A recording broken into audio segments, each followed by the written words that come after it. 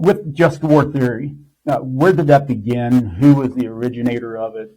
Kind of a timeline for that. Yeah. So like a lot of ideas, finding the very genesis of it can be difficult.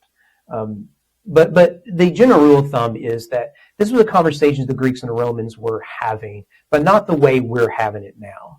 They were asking questions about justice and whatnot. So you can point to figures like Cicero, who's a Roman, who is bringing these sort of things up. But without a doubt, it's Christianity that develops it.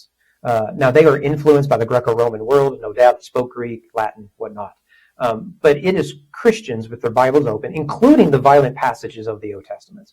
They're reading all of this and they're asking, okay, when a Christian king declares war and he engages in war, how does a Christian fight a war?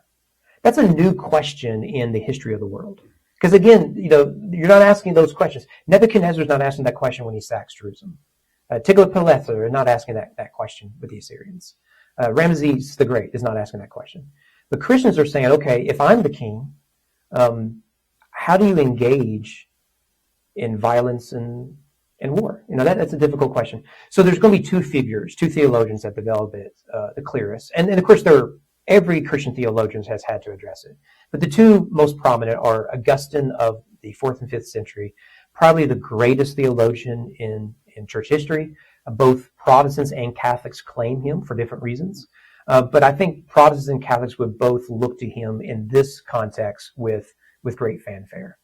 And followed by him is Thomas Aquinas, who is more of a Catholic thinker. He's a medieval thinker of the 13th century, I believe. And he kind of puts the final touches on what we have received. But even then, as society develops, technology develops, and everything, just war theory has to constantly be adjusted. We sort of have an outline, and then we sort of have to, we're always asking new questions.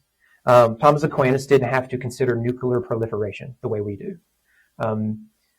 President George W. Bush and that generation, or Franklin Delano Roosevelt, who did have the nuclear war, didn't have to ask questions about drones and AI in warfare.